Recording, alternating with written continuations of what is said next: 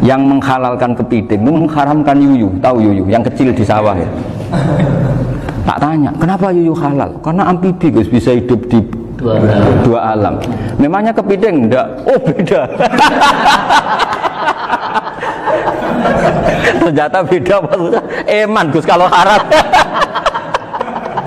Eman kan kalau yuyu haram kan nggak ngefek kan, kecil. Ini mufti kok. Oh udah kadang halal, udah kadang makan selama ini. Iya selama ini udah kadang makan itu. Makanya banyak kiai yang mengharamkan kepiting sebetulnya, tapi minoritas kan. Minoritas. Tapi yang mengharamkan yuyu mayoritas, wong kecil aja. Jadi kita ribet ikut siapa? Gitu. Kata siapa ahli fikih gak mikir untung rugi. Makanya saya ini bingung, jadi saya ini kan kiai ya, kiai betul, susah kadang jadi kiai. Sebagian guru saya itu mengharamkan kepiting. Nah kalau kayak dolan di daerah Juwono Mas Nafis, daerah itu penghormatan tertinggi santri itu kalau nyugoi kiainya kepiting, karena itu makanan termahal. Bingung kan dia? Mau tidak makan itu kayaknya dipersiapkan betul Pak Rifan. Udah ada effort ya. Warna nyari yang mahal kan. Mau makan itu sebagian guru kita mengharamkan. Akhirnya ya ada darurat tadi. Makan sekadarnya. Kalau saya habis 3 pasti israf. Kalau habis 1 prosedur hormat yang nyugui. Itu susahnya jadi kiai. Kalau kamu kan tidak kiai, mumpung gratis. Enaknya gak jadi kiai kan itu masalah. Pertimbangannya mumpung gratis. Sudah gitu masih mun dibutuh mawon, makai dibutuh mawon. Oh digawa tenan. Tapi sebetulnya ada sisi naif dari yang bilang halal tadi. Ketika yang bilang halal, naif itu versinya, tapi ya nggak apa-apa, semoga dimaafkan Allah. Naifnya tadi, tapi saya tidak tapi itu masalah khilafiyah ya. Semoga yang mengatakan halal juga benar, karena punya perhitungan iman tadi.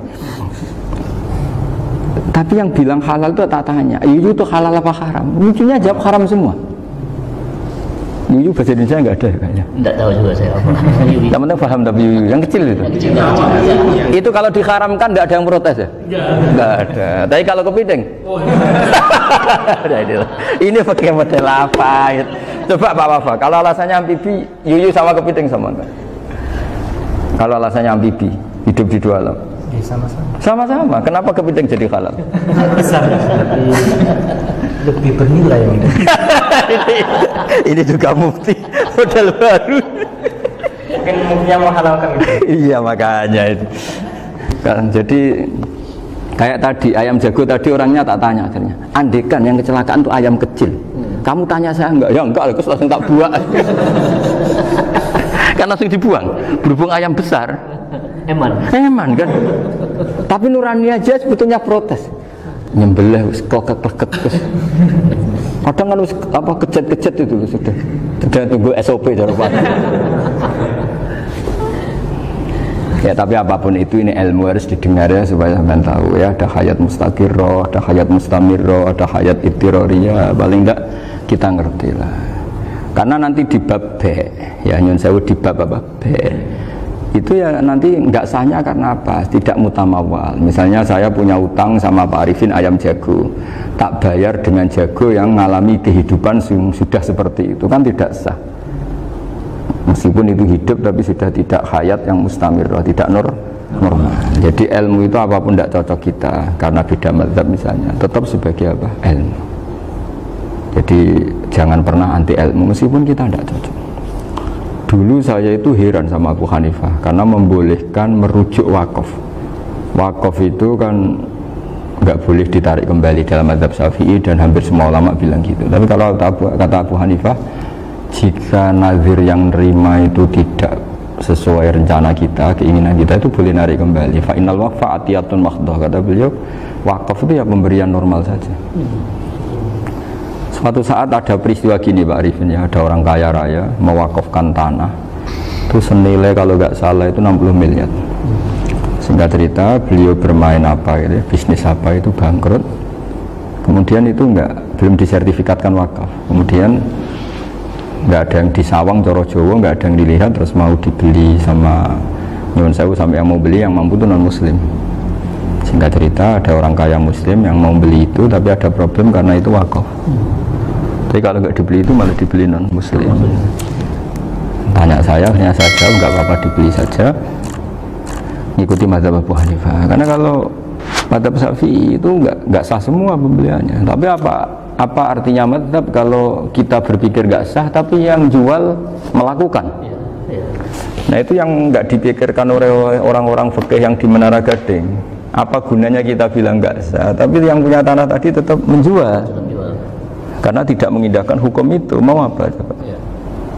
Makanya saya bilang bagi tentang Gus itu nggak ada kaulnya dalam mazhab Syafi'i. Saya bilang kamu mengharamkan itu tidak ada gunanya, karena itu tetap dilakukan. Jadi kita pertimbangannya ada itu, daripada dikuasai situ mendingan kita. Betul.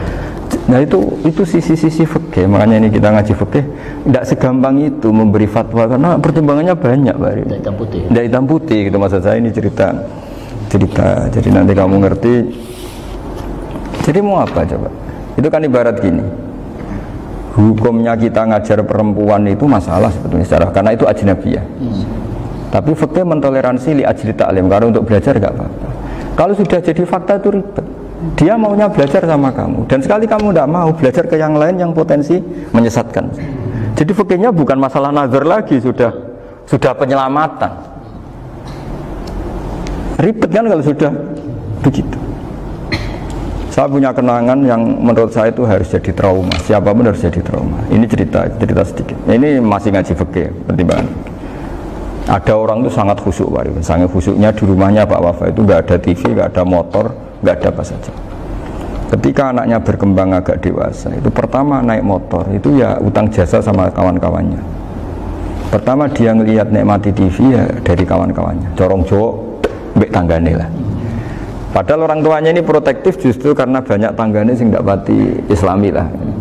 Ya mereka orang Islam tapi ya nggak sholat, nggak apa. Singkat cerita orang tuanya ini datang ke rumah saya nangis, Mari. Nangis Gus, sekarang saya ikrar bahwa mazhab Abah jenengan Kiai Nur Salim, bapak saya itu, mazhab jenengan itu lebih hebat timbang mazhab kula. Nangis dia. Dulu saya itu agak menyalahkan Kiai Nur Salim jenengan karena longgar di rumah ada TV, ada motor. Terus dia cerita. Nah karena anaknya ini pertama bisa naik motor, untuk anak ABG ini kan jasa yang luar biasa. Karena dia butuh sekali bisa naik motor, dipinjemin. Akhirnya walhasil anaknya ini yang saya merantau ke Jakarta kemana, akhirnya lam yusolli wa lam yasum. Padahal anaknya ya kiai kampung. Terus tak ceritain ini. Terus akhirnya dia tanya, kenapa sih Gus jenengan sama Abah kok longgar gitu sama anak? Terus tak ceritani gini Pak Arifin, menurut ilmu al-insan abdul ihsan, manusia itu budaknya kebaikan. Karena utang jasanya sama anak ini, ya dia akan anut anak ini. Sementara kenangannya mbak jenengan mbok amui, tidak boleh. Dia baru ngakui ya Gus saya itu nyun sewu hanya khusyuk tapi kurang ilmu. Tadi dia hanya berdasar khusyuk. Bocah kok main delok TV kan pikirannya hanya gitu. Ini cerita ilmu, saya bukan menjustifikasi manapun, ini kan cerita ilmu Pak Arifin ya. Jadi semuanya itu ada hitung-hitungannya. Coba kalau kita terlalu stakung be anak pertama naik motor jasanya orang nggak sholat ya, pertama roh TV jasanya orang nggak sholat. Coba terikatnya anak ini sama kita apa sama orang itu? Sama orang itu. Bayangkan kalau umur ABG, kalau umur sak pari pun Pak Wafa ini nafsu astagfirullah kan. Iku cocok tuwa nome ya ora. Gaya tok, bareng tua ada khusus gaya tok. Aslinya namanya bodoh. Ya saya sama semua. Cuma saya akan lebih jujur dari biasa. Jadi orang itu harus ngitung gitu. Itu kenapa Mbah Mun tuh kayak alim alama. Setahu saya dalamnya ada TV. Putra-putra ini lihat TV. Meskipun kita tidak mungkiri negatifnya TV, kita nggak mungkiri Pak Arifin ya. Tapi tadi ketika anak-anak ABG itu pertama lihat TV jasanya tombol nih. Kalau kebetulan tangganya wong soleh nggak masalah ya. Kalau enggak, itu nangis ke rumah saya itu ya. Nyesel dia.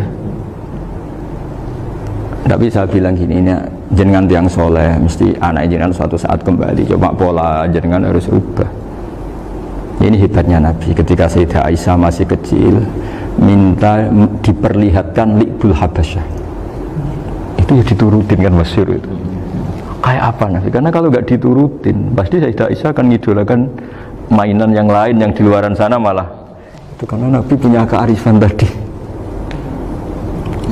Jadi ini kan ilmu, lagi-lagi ilmu. Jadi yang semua itu harus dibaca dengan ilmu. Makanya kata Nabi, ad-dunya mal'unatun mal'unun fiha illa dzikrawah wa ma'alalahu aw aliman aw muta'alliman. Karena dunia ini hanya bisa dibaca dengan ilmu. Yang diridai Allah maksudnya hanya bisa saya itu banyak kenal menteri, kenal pejabat, tapi saya tidak pernah melihat itu sebagai pejabat. Melihatnya itu orang yang ingin belajar agama. Karena sekali salah melihat, yang hidup itu tamaknya Pak Arif. Yang hidup kan tamaknya. Saya kenal orang kaya kok melihat kaya, yang hidup itu tamaknya, ingin dapat ini, dapat. Tapi kalau melihat itu sebagai hamba Allah yang ingin belajar, insya Allah kita selamat dari tamak. Meskipun kita ya manusia tidak sempurna. Setidaknya ketika dia lomo atau tidak lomo, nyalami template apa tidak ngefek, karena kita melihat ini mau belajar. Tapi kalau kamu didorong tamak, katanya orang kaya ternyata nggak tahu haknya kiai, ribet kan? Ribet. Ya kalau kamu punya santri cantik ya lihat itu sebagai santri kamu. Jangan melihat ini mau nggak sama saya, kalau enggak ya wah ya ribet kalau gitu. Ini anak-anak muda harus dilatih ikhlas, baru bahaya ini santri-santri sampean kalau nggak dilatih ikhlas ini bahaya. Karena ini belum punya penggemar pejabat, paling ya anak-anak yang ya tadi ABG. Jadi lah Sarah kembali lagi Sarah itu membicarakan itu detail. Jadi ya makanya kenapa orang mati yang lahir langsung meninggal itu nggak wajib disolati. Alasannya fikih ya lucu. Karena dikatakan sholat mayit, di mana-mana mayit itu sabakohu hayatun. Di mana-mana namanya mati itu terdahului oleh hidup. Nah ini nggak pernah hidup langsung mati. Jadi begitu ya kadang lucu. Ya gitu aja alasannya. Kamu nyolati apa? Mayit. Kenapa kok mayit? Ya mayit itu namanya mayit. Orang mati. Orang mati. Orang mati artinya pernah hidup. Hidup. Nah itu Sarah. Jadi ketika matan hanya cerita wasiktu alladzi lam yastahila, nggak pernah nangis, lam yusalla alaih. Sarah bilang mergo ora tahu urip. Kalau nggak pernah hidup berarti nggak bisa dikatakan mati. Kayak sampean miskin itu kan nggak bisa dikatakan bangkrut. Ya, ya miskin aja gitu loh. Kan gitu ya. Karena nggak pernah kaya. Kayak Mas Nafis nggak bisa dikatakan, oh itu Qurannya lupa gimana? Nggak pernah hafal. Jadi yang dikatakan lupa itu pernah hafal. Nggak lupa nggak apa, Gus Qurannya lupa, gaya nggak pernah hafal kok bilang apa? Lupa gitu. Nggak boleh Pak Wafa bilang saya ini bangkrut apa? Nggak pernah kaya kok bangkrut kan? Jadi semua itu ada aturannya itu. Nah itu Sarah, lagi-lagi Sarah. Jadi bahkan banyak yang syarhun ala syarhin. Jadi kayak kitab takrib itu disarai Fathul Qorib. Jadi Fathul Qorib itu sudah Sarah.